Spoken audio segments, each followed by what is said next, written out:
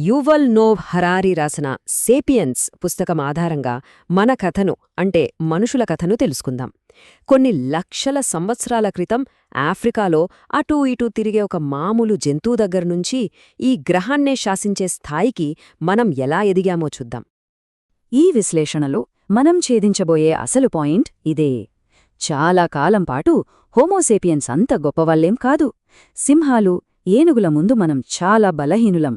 మరి అలాంటి ఒక ప్రాణి ఈ గ్రహాన్ని ఎలా శాసించగలిగింది? దీనికి సమాధానం మనందర్నీ ఆశ్చర్యపరుస్తుంది. ఓకే, ఒక సేపియన్ను ఒక నియాండర్థల్ను పక్కపక్కన పెడితే నియాండర్థల్లే స్ట్రాంగ్. ఒకరితో ఒకరు ఫైట్ చేస్తే బహుశా వాళ్లే గెలిచేవాళ్లేమో. కానీ అసలు కథ ఇక్కడే మొదలవుతుంది. ఫైట్ 100 మంది మధ్య జరిగినప్పుడు నియాండర్థల్స్కు గెలిచే ఛాన్సే లేదు. ఎందుకంటే వాళ్ల టీంవర్క్ చిన్న చిన్న గ్రూపులకే పరిమితం, మనది కాదు. ఆ భారీ స్థాయి సహకారమే మన అసలైన సూపర్ పవర్. ఇది మన కండరాల నుంచి రాలేదు, మన మెదడు నుంచి వచ్చింది. సుమారు 70,000 సంవత్సరాల క్రితం జరిగిన కాగ్నిటివ్ రెవల్యూషన్ అంటే జ్ఞాన విప్లవం మనకు ఒక అద్భుతమైన శక్తినిచ్చింది. మన రహస్యం ఏంటో తెలుసా? కథలు చెప్పడం. ఇంకా చెప్పాలంటే కథల్ని నమ్మడం. అంటే నిజంగా లేని వాటి గురించి కథలు అల్లి ఆ కథల్ని లక్షలాది మంది కలిసి నమ్మేలా చేయడం. 150 ఏంటి నంబర్? మనకు వ్యక్తిగతంగా తెలిసిన వాళ్లతో నమ్మకంగా కలిసి పనిచేయగల మనుషుల గరిష్ట సంఖ్య ఇది. దీన్నే డంబార్ సంఖ్య అంటారు. మరి ఈ లిమిట్ దాటి మనం నగరాలు, దేశాలు ఎలా కట్టగలిగాం? సింపుల్, సామూహిక కథల్ని ఉపయోగించి ఈ 150 అనే హద్దును దాటేశాం. ఈ సామూహిక కథలన్నే హరారి ఊహాజనిత క్రమాలు అంటారు. అంటే మనందరి మెదళ్ళలో మాత్రమే ఉండే నిజాలన్మాట.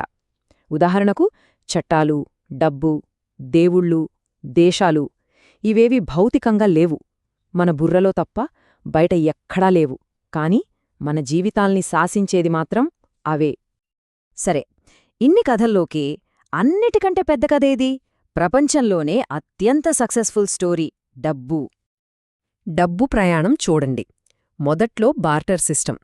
నువ్వు నాకు బియ్యమివ్వు, నేను నీకు బట్లిస్తా. కానీ ఇది చాలా కష్టం కదా. తరువాత సుమేరియన్లు బార్లీ వాడారు. దానికి సొంత విలువ ఉంది, కానీ స్టోర్ చేయడం పెద్ద తలనొప్పి. ఆ తర్వాత వెండి షెకెల్సొచ్చాయి. వాటికంటూ ఉపయోగమేమీ లేదు, మన నమ్మకమే వాటి విలువ. ఫైనల్గా రాజుముద్రతో వచ్చిన నాణేలు. అంటే డబ్బు ఒక వస్తువు కాస్తా కేవలం ఒక నమ్మకంగా మారిపోయిందనమాట.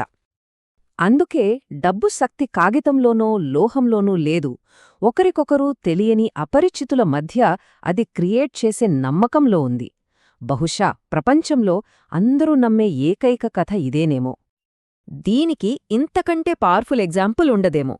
ఒకరి దేవుడి పేరుమీద ఒకరి చంపుకుంటున్న టైంలో కూడా క్రైస్తవులు, ముస్లింలు వ్యాపారం చేసేటప్పుడు మాత్రం ఒకరి నాణ్యాలను ఒకరు నమ్మకంగా వాడేవారు. కాయిన్పై శత్రువుల దేవుడి పేరున్నా పర్లేదు, బంగారం విలువ అనే కథను మాత్రం ఇద్దరూ బలంగా నమ్మారు. డబ్బులాంటి కథలే మన సమాజానికి పునాదులు వేశాయి. సరే, ఇప్పుడు అలాంటి మరో పవర్ఫుల్ కథ దగ్గరికి వెడదాం. చట్టాలు మరియు న్యాయం. ఇక్కడ 2 శక్తివంతమైన చట్టాలున్నాయి. ఒక పక్క హమ్మురాబీ కోడ్. అదేం చెప్తుందంటే సమాజంలో కొందరు గొప్ప, కొందరు తక్కువ, ఇది దేవుడు పెట్టిన రూల్ అంటుంది. ఇంకో పక్క సరిగ్గా దానికి ఆపోజిట్ అమెరికా స్వాతంత్ర ప్రకటన, అందరూ సమానమంటుంది. ఇవి 2 పూర్తి విరుద్ధం. కాని విచిత్రమేంటంటే రెండూ తమను తాను దేవుడు చెప్పిన శాశ్వత సత్యాలుగా ప్రకటించుకున్నాయి. కాని బయాలజీ ఏం చెప్తుందో తెలుసా? జీవశాస్త్రంలో సమానత్వం అనే మాటకు చోటే లేదు. పరిణామమంటేనే వైవిధ్యం. అంటే మనం పవిత్రంగా భావించే హక్కులనేవి కూడా మనం కట్టుకున్న మరో శక్తివంతమైన కథే. చూడండి, మనం ఎంత గొప్పగా చెప్పుకునే మాటలు సైన్స్ భాషలో ఎంత సింపుల్గా మారిపోతాయో. సమానంగా సృష్టించబడ్డారు కాస్త విభిన్నంగా పరిణామం చెందారు అవుతుంది. హక్కులు కాస్త లక్షణాలు అవుతాయి. అంటే మన సమాజపు పునాదులు వాస్తవాల మీద కాదు, కల్పనల మీద కట్టబడ్డాయన్నమాట. ఇప్పటిదాకా మన విజయాల గురించి చెప్పుకున్నాం కదా. కానీ ఇప్పుడు మనం మాట్లాడుకోబోయేది మన చరిత్రలోనే అతి పెద్ద మోసం గురించి. మన పురోగతి మీద మనకున్న నమ్మకాలను తలకిందులు చేసే ఒక మోసం. ఇది నమ్మడానికి కాస్త కష్టంగా ఉండొచ్చు, కానీ వ్యవసాయ విప్లవం ఒక గొప్ప ముందడుగు కాదు, అదొక ఉచ్చు. మనల్ని బంధించిన ఒక పెద్ద ట్రాప్. సగటు రైతు జీవితం అంతకు ముందున్న వేటగాడి జీవితం కన్నా చాలా ఎక్కువ కష్టంగా, దారుణంగా ఉండేది. ఈ చార్ట్ చూడండి, విషయం సింపుల్గా అర్థమైపోతుంది. వ్యవసాయం మొదలయ్యాక వ్యక్తిగతంగా మనిషి ఆరోగ్యం పడిపోయింది, ఆహారం నాణ్యత తగ్గింది, జీవితం కష్టమైపోయింది. మరి పెరిగిందేంటి? జనాభా. జాతిగా మన సంఖ్య మాత్రం విపరీతంగా పెరిగింది. ఇదే అసలు పాయింట్. ఎవల్యూషన్కి మన సంతోషం అక్కర్లేదు. దానికి కావాల్సింది ఒక్కటే, మన డిఎన్ఏ కాపీలు ఎంతెక్కువ అవుతున్నాయని. ఆ లెక్కన చూస్తే వ్యవసాయం మన జాతికి సూపర్ హిట్.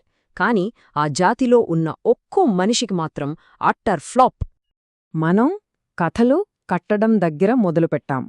ఆ కథలు ఇప్పుడు ఎంత పవర్ఫుల్ అయ్యాయంటే అవి ప్రకృతి నియమాల్నే, జీవశాస్త్ర పునాదుల్నే మార్చేస్తున్నాయి. బహుశా మనం సేపియన్స్ కథకు ముగింపు పలుకుతున్నామేమో. ఒక్కసారి ఆలోచించండి.